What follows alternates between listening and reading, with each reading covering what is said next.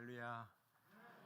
네, 먼저 감사의 말씀 좀 드리겠습니다. 제가 작년에 우리 선교 본부에 사역하러 와서 10월 달에 왔는데 그때도 우리 구암교회가 김장하면서 김치를 보내주시고 또 추수감사절 때 또 들어왔던 많은 선물들을 또 보내주셨습니다. 올해도 보내주셔가지고 저희들이 정말 눈물이 날 정도로 감동을 받고 어렸을 때 교회에서 느꼈던 그 사랑을 우리 구암교회를 통해서 이렇게 경험할 수 있게 돼서 너무 감사드립니다. 한국에 오니까 우리 성도님들이 생각하기에 선교사들이 많은 협력교회가 있고 또 많은 교회를 방문하기 때문에 많은 사랑을 받을 것 같지만 그렇지 않은 것 같아요. 정말 구암교회가 아니었으면 저희들이 쓸쓸하게 한국을 보내다가 선교지로 갈 뻔했는데 구암교회가 이렇게 따뜻한 주님의 사랑을 전해주셔서 진심으로 감사를 드립니다. 오늘 저희들이 읽은 본문 말씀은 예수님이 그 이스라엘에서 굉장히 어려웠던 그 상황 속에서 이 말씀을 나사렛에서 전하고 계시는데요. 사실 이 말씀은 700년 전에 이사야가 그 이사야서에 보면은 61장 1절 2절 말씀을 가지고 우리 예수님이 전하는 말씀이었습니다. 그 이스라엘은 지도자들의 타락과 지도자들이 또 종교 지도자들이 하나님을 또 그 섬기지 못하고 우상 섬기면서 그 북이스라엘과 유다가 거의 이제 망하기 직전에 하나님께서 우리 이스라엘을 회복시키겠다는 그 말씀을 주신 걸 가지고 우리 예수님께서 또 정말 예수님께서 이스라엘에 오셨을 때는 로마로부터 지배를 받고 정말 이스라엘 백성들은 매일같이 고통으로 신음하고 있을 때 예수님께서 주의 은혜의 해를 곧 하나님의 나라를 선포하시면서 희망을 주셨던 말씀입니다. 그런데 2000년이 지나서 이 무명의 선교사가 한국 교회를 향해서 이 말씀을 전하고 싶은 마음을 하나님이 주셨어요. 오늘 주보에 보면은 그 말라기 보고를 말씀하셨는데 오늘 시간이 좀 되면은 그 여러분들도 보셨지만 동영상으로 대신하고 선교사가 1년 동안 한국에 있으면서 정말 한국 교회를 향해서 또 우리 구암교회를 향해서 전하고 싶은 그 메시지를 좀 전하고 싶은 마음이 있었습니다. 그래서 오늘 여러분들이 설교 제목을 보면은 우리 파워포인트 좀 띄워주시겠습니다. 제가 많은 것들을 좀 전하고 싶은데 그 시간 안에 전하지 못할 것 같아서 오늘 이렇게 PPT를 준비해 왔습니다. 그래서 여러분들이 오늘 말씀이 정말 우리 교회뿐이 아니라 한국 교회가 굉장한 위기 속에 있는데 그 위기를 정말 우리가 어떻게 극복해야 될 것인가 그런 말씀으로 우리가 같이 생각해 보면 좋겠습니다. 저는 설교 제목을 오늘 선교하는 교회에서 선교적 교회라고 이렇게 지었습니다. 우리 성도님 중에 이게 선교하는 교회와 선교적 교회가 무슨 차이점이 있을까 이제 그런 궁금증이 있으실 것 같아요. 선교사인 저 자신도 선교 사역을 한 10년 정도 했을 때 이 사실을 알고 저도 깜짝 놀랐어요. 그래서 10년이 됐을 때 이 선교적 교회로 내가 선교를 해야 되겠구나 그런 저의 발견도 있었고요. 그래서 오늘 여러분들에게 한번 말씀을 드리겠습니다. 다음 넘겨주세요.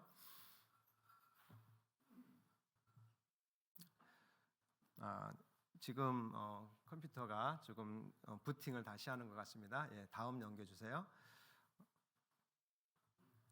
여러분들이 이렇게 보시면은 선교하는 교회에 대해서 특징들을 제가 9개를 그렇게 적어놨습니다. 그리고 선교적 교회에 대해서 9가지를 적어놨는데 보통 우리가 지금 한국 교회가 위기다 이런 이야기를 하고 있습니다. 우리가 위기를 당할 때 가장 해야 할 일들이 무엇이냐면은 기본으로 돌아가는 것입니다. 기본으로 우리가 교회가 많은 이름이 있지만 우리 교회의 이름은 원래 선교적 교회입니다. 그러니까 세상으로 보냄을 받은 교회입니다. 그래서 우리가 여기 보면은 하나님의 선교를 중심으로 하는 교회가 선교적 교회고, 교회가 중심이 돼서 선교하는 것을 선교하는 교회라고 이렇게 우리가 생각하면 좋습니다. 그래서 선교사를 우리는 보통 교회가 파송하는 것으로 알고 있습니다. 그러나 선교사는 교회가 파송하는 것이 아니라 하나님께서 파송하는 것으로 우리가 알아야 된다는 것입니다. 그래서 여러분들이 이렇게 읽어보시면은 하나님의 선교와 교회가 하는 선교, 그 차이점을 여러분들이 보시면서 오늘 오직한 선교사가 무슨 이야기를 하고자 하는구나, 여러분들이 오늘 이 슬라이드를 통해서 볼 수가 있을 것입니다. 그러면 이 선교하는 교회가 무엇인가를 여러분들이 보면서 다음 슬라이드 넘겨주겠습니다. 그래서 선교적 교회는 그러면 하나님의 선교를 우리가 해야 되는데, 크게 나누어서 우리는 세상을 회복시키는 일들을 해야 됩니다. 그리고 사람을 회복시키는 일들을 해야 되고, 또 사회를 회복시키는 일들을 해야 되는데, 우리는 그동안 사람 구원에만 집중을 하고 우리는 세상을 회복시키는 일을 우리는 하지 못했습니다. 우리가 기후 위기를 통해서 얼마나 코로나로 많은 전 세계가 고통을 받았습니까? 그리고 우리가 사회적으로 얼마나 많은 사람들이 눈물을 흘리며 많은 사람들이 가슴 아파하고 있습니까? 우리가 교회가 사람에게만 너무 집중하다 보니까 이렇게 세상이 병들고 사회가 병드는 것들을 우리가 몰랐다는 사실들을 알면서 많은 신학자들과 많은 선교사들이 우리가 열심히 선교를 하고 교회가 많은 전도를 했는데도 지금은 세상은 신음하고 많은 사람들이 아파하는 것을 보면서 과연 교회가 이렇게 바로 선교를 해야 된다는 그 깨달음이 있었습니다. 그래서 그 교회의 이름들을 선교적 교회라고 이렇게 이름을 줬습니다. 우리 다음 페이지 한번 넘겨주겠습니다. 그래서 하나님께서는 이 구약 시대에 그 아브라함에게 사명을 주시면서 부르는 것들을 우리가 볼 수 있습니다. 그리고 하나님께서는 그 아브라함을 통해서 이스라엘이라는 그 나라를 선택해서 하나님께서 그 축복을 모든 열방에게 주려고 했는데, 그 이스라엘이 그 사명들을 잘 감당하지를 못하는 것이었습니다.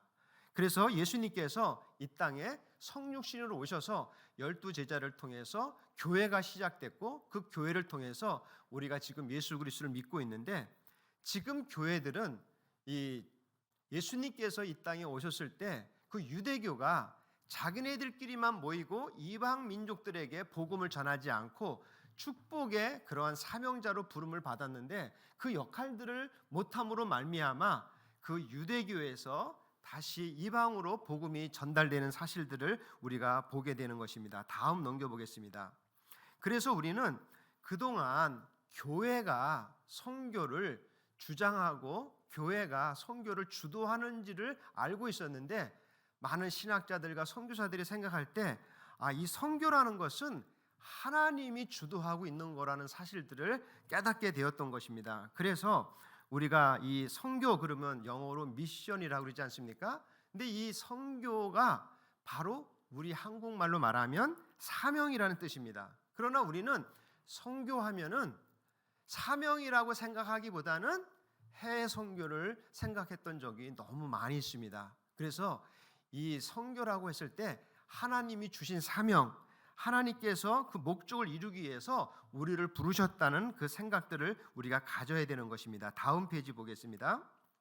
그래서 우리는 왜 선교하는 교회가 아니고 선교적 교회로 가야 되냐면은, 이 상실된 하나님의 선교를 회복하는 것이 최우선 목적이라는 것입니다. 그리고 우리는 기본으로 돌아가서 본질을 회복하고 초심을 찾아야 되는데, 우리는 그동안 선교, 그러면 선교사를 파송하고 선교사를 후원하고 타문화 선교만 선교라고 생각하고 있었는데, 선교는 하나님의 선교로 하나님의 목적, 다시 말하면 세상을 치유하고 개인을 치유하고 이 사회를 치유하는 일에 하나님께서는 목적이 있는데, 우리는 너무나도 영혼 구원에게만 목적이 있었다는 것입니다. 다음 페이지를 보겠습니다. 제가 아주 존경하는 인도 선교사님이 있는데, 이 레슬리 뉴비긴 선교사님이 50년 전에 인도에서 35년간 선교를 하고 자신의 고향 영국으로 돌아왔을 때 너무 충격을 받는 일들이 무엇이었냐면은 인도는 복음을 반대하는 곳이었지만 영국 땅은 복음을 멸시하는 곳으로 되어버린 것을 보고 너무나 충격을 받은 것입니다. 그리고 교회 공동체는 심각한 노령화와 공동화에 직면하고 있었는데 지금 한국 교회가 영국 교회가 50년 전에 경험한 것을 그대로 경험하고 있다는 것입니다. 50년 전에. 그리고 북미 교회가 똑같이 경험하고 있는 것을 지금 한국 교회는 경험하고 있는 것입니다. 그래서 50년 전에 이 레슬리 뉴비긴 선교사님이 인도 사역을 하고 마치고 영국을 돌아가니까 영국이 기독교 국가에서 자기 자신이 파송을 받았는데 이제는 복음을 멸시하고 교회를 멸시하는 상황에 이르는 거예요. 그래서 이 레슬리 뉴비긴 선교사님은 돌아가실 때까지 선교적 교회 운동을 부르짖고 그런 일들을 행하셨는데 그것이 북미 교회를 거쳐서 한국 교회에 왔는데 아직도 한국 교회는 이 선교적 교회가 어떻게 일을 해야 되는지를 모르고 있는 거예요. 그래서 우리는 이 레슬리 뉴비긴 선교사님이 영국에 도착해서 다음 페이지를 넘겨주겠습니다. 무슨 말씀을 하고 있냐면은 정말 서구는 다시 구원받을 수 있을까? 서구는 다시 신앙으로 회복할 수 있을까? 이런 것들을 영국 교회에 서구 교회에 던졌습니다. 이러한 질문들은 오늘날 우리들도 한국 교회가 한국 사회를 구원할 수 있을까? 한국 교회가 다시 옛날의 한국 교회의 모습을 회복할 수 있을까? 이런 질문하고 같은 것입니다. 이렇게 우리는 심각한 가운데 지금 살아가고 있습니다. 그래서 이 레슬리 뉴비긴 선교사님이 말하는 이 선교적 교회는 그러면 우리가 어떻게 선교적 교회에 운동을 해야 될 것인가? 그 해답은 총체적 선교로 우리가 감당할 수 있다는 것입니다. 다음 페이지 보겠습니다. 그래서 선교적 교회는 하나님의 선교를 해야 되는데 이 하나님의 선교를 우리가 총체적 선교로서 이 일들을 감당할 수 있다는 것입니다. 왜 그러냐면은 이 선교사들이 다음 페이지를 한번 보겠습니다. 이 선교사들과 선교학자들이 깊은 고민을 했습니다. 저 또한 선교 사역을 한 10년 하면서 내가 선교 사역을 잘하고 있는가 이제 그런 고민들을 할 때가 있었습니다. 그런데 이미 많은 선교사님들이 선교학자들이 이러한 고민들을 하고 있었습니다. 한번 다음 페이지 보겠습니다. 다시 말하면 우리는 그동안 개인 구원에 너무 집중했다는 것입니다. 왜냐하면 인간의 타락의 문제를 우리가 어떻게 회복할 것인가? 그래서 인간의 타락은 인간 영혼 구원이라는 해답을 가지고 그 방법을 교회 개척에다가 모든 선교사님이나 모든 선교학자들이 올인을 했습니다. 그러면서 이제 사역을 했는데 다시 한번 우리가 다음 페이지 보겠습니다. 그런 사역을 하다 보니까 하나님께서 삼위일체 하나님께서 이 선교를 시작하셨다는 사실들을 선교학자들이나 선교사가 발견하고 우리의 선교가 너무나 제한적이었다는 사실들을 발견하면서 우리는 삼위일체 하나님이 온전하신 것처럼 이 선교도 온전해야 된다. 세상을 치유하고 사람을 치유하고 이 사회를 치유해야 한다는 이 총체적인 선교의 결론을 이루고 선교적 교회는 총체적 복음으로 총체적 선교를 해야 한다는 그런 일들을 로잔대에서 발표를 하게 됩니다. 그래서 온 교회가 온 복음을 온 세계에 이 총체적 선교를 해야 된다는 이런 발표를 했음에도 불구하고 교회가 이런 것에 반응하지 못하고 있는 상황이 있는 것입니다. 그래서 우리는 정말 선교하는 교회가 아니라 선교적 교회로서 세상도 치유하고 사람도 치유하고 사회도 치유하는 이러한 일들에 교회가 나가야 된다는 것을 또 발견하게 되는 것입니다. 다음 페이지 보겠습니다. 그래서 이 선교의 복음에 대한 재조명을 하면서 우리가 그동안 복음에 대한 넓이와 능력을 축소했다는 사실들을 발견하면서 교회가 선교적 교회로서 총체적 선교에 올인을 하게 되었던 것입니다. 다음 페이지 보겠습니다. 또 다음 페이지 보겠습니다. 그래서 선교적 교회 할 일은 총체적 선교인데 하나님의 선교에 대한 온전한 이해는 정말 하나님이 누구신가 이러한 사실들을 보게 된 것입니다. 그래서 또한 예수 그리스도의 복음의 능력과 깊이와 넓이를 원래대로 해석하는 결과에 이르게 되었습니다. 그러므로 우리는 하나님의 총체적 선교 가업을 이루기 위해서 예수 그리스도의 총체적 복음이 해답이라는 것을 경험하면서 예수 그리스도께서 이 땅에 오셔서 모든 사람들의 아픔을 우리가 오늘도 성경을 읽은 것처럼 예수님은 한 개인의 뿐이 아니라 사회에도 관심을 가지고 모든 총체적으로 사역을 하신 것들을 보면서 우리 교회도 그렇게 나가야 된다는 것입니다. 다음 페이지 보겠습니다. 정말 한국 교회는 왜 사회로부터 외면을 당하고 있는가? 왜 멸시를 당하고 있는가? 그것이 많은 분들은 외부 환경 때문에 그렇다고 하는데 사실 내부적인 문제에 있다는 사실들을 우리는 알아야 되는 것입니다. 이제 사회는 교회를 반사회적인 집단으로 생각하는 사람들이 많이 있습니다. 어떤 사람들은 정부가 기독교를 박해하기 때문에 그렇다고 이야기하는 분들도 있습니다. 또 젊은 세대들의 특성 때문에 젊은이들이 교회를 떠난다고 하고 있습니다. 교회 내부적인 문제로 보아야 되는데 우리는 외부적인 문제로 볼 때가 많이 있는 것입니다. 다음 페이지를 보겠습니다. 많은 성도들이 교회에 대한 실망을 가지고 교회를 떠나는 성도들이 있습니다. 그러한 성도들을 우리는 가나안 성도라고 이야기하고 있습니다. 그 가나안 성도들이 지금은 100만 명에서 200만 명이 된다고 합니다.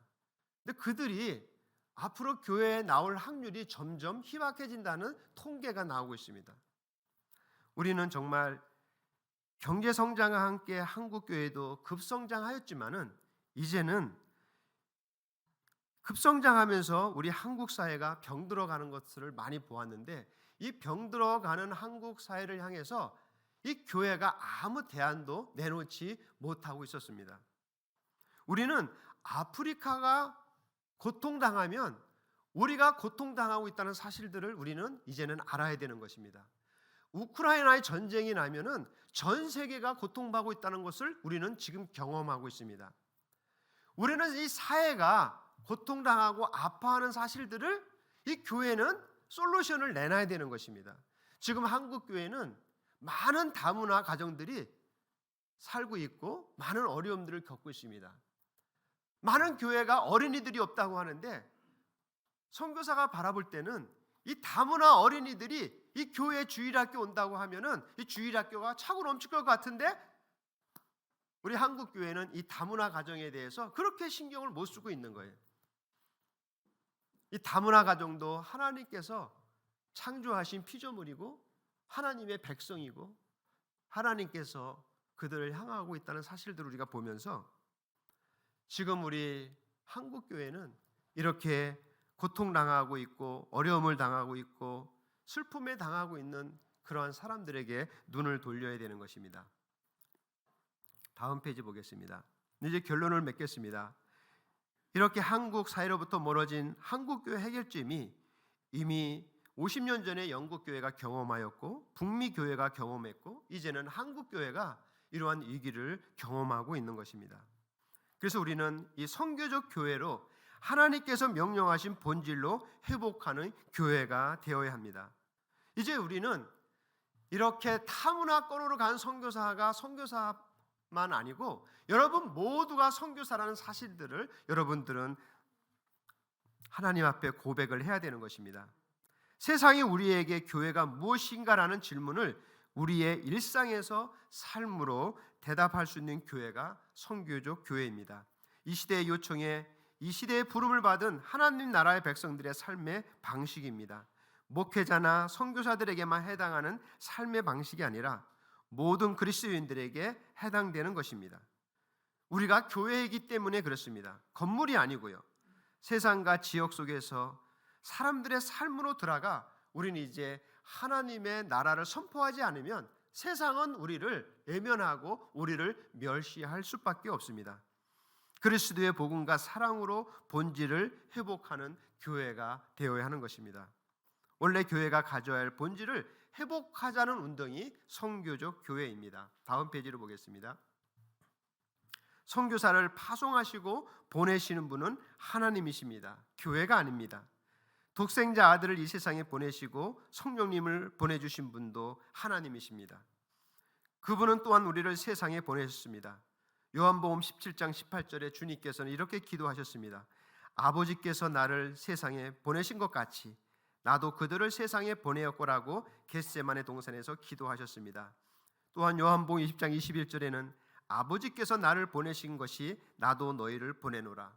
선교사만 보낸 것이 아니라 여러분들을 여러분의 직장으로, 여러분의 삶의 현장으로 보내셨다는 것입니다.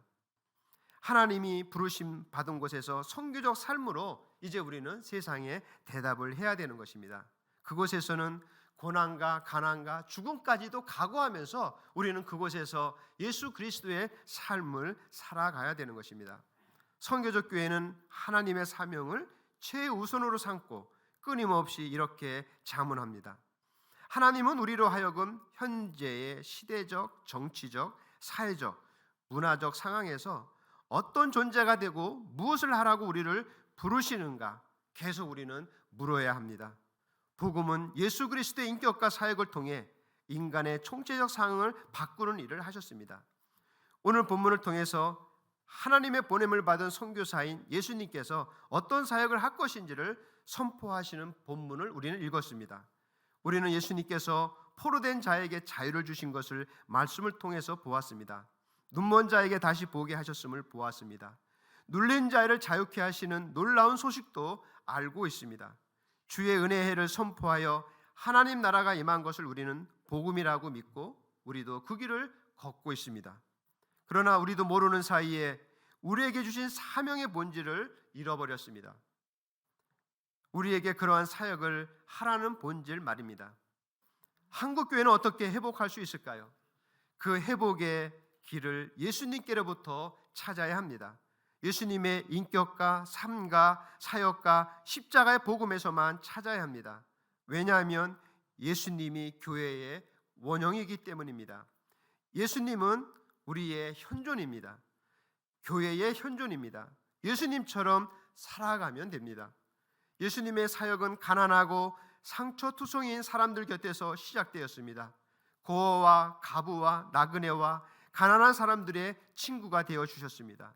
혼자 설 수 없는 사람, 의지할 곳 없는 사람, 그래서 하늘을 향해 울부짖을 수밖에 없는 사람, 하나님은 늘 그들을 향해 있었고 그의 아들 예수님도 그들 곁에서 사역을 시작하셨습니다.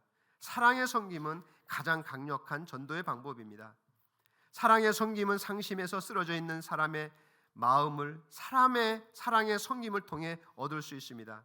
사랑의 섬김을 받은 사람들은 잃었던 자존감과 자신감을 되찾게 됩니다. 그들은 용기를 갖고 일어나 다른 사람들을 섬기는 일에 동참하게 됩니다. 결과적으로 사랑이 섬김이 하나님의 나라를 만듭니다. 예수님은 철저히 보냄을 받으셨다는 의식을 가지고 사셨습니다. 예수님은 자신이 선교사라는 의식을 늘 가지고 사셨던 것처럼 우리도 늘 선교사라는 것을 잊지 말아야 합니다.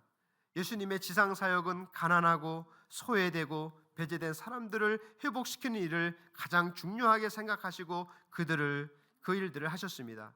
이것이 예수님의 하나님 나라의 사역의 원리입니다. 예수님의 몸의 지상교회는 이렇게 살아가라고 복음서에서 자세하게 설명해 주시고 복음서를 우리에게 주신 것입니다. 내가 살고 있는 지역에서 내가 선교사로 부름을 받았다고 생각하고 소외되고 어려운 이웃에게 다가가야 합니다. 교회가 감당해야 할 선교의 비전과 목표는 이 세상의 모든 피조물의 총체적 치유와 회복입니다. 그래서 에베소서에서는 교회는 그의 몸이니 만물 안에서 만물을 충만하게 하시는 이의 충만함이라고 말씀하고 있습니다. 주의 성령이 우리에게도 임하셔서 우리도 예수님처럼 예수님의 삶처럼 가난한 자에게 복음을 전하고 포로된 자에게 자유를, 눈먼 자에게 다시 보게 함을 전파하며 눌린 자유를 자유케 하고 하나님의 나라를 선포하고 확장하는 저와 여러분들이 되시기를 축복합니다. 성령이 우리 안에 오시면 나를 통해서 세상이 예수님을 보게 됩니다. 성령이 우리 안에 오시면 나를 통해서 세상이 하나님 나라를 봅니다. 성령이 우리 안에 오시면 내가 선교사로 부름을 받았다는 사명을 갖게 됩니다. 성령님이 임하셔서 저와 여러분들이 그리고 구한교회가 정말 세상을 치유하고 사람을 치유하고 사회를 치유하는 축복이 있기를 기도합니다.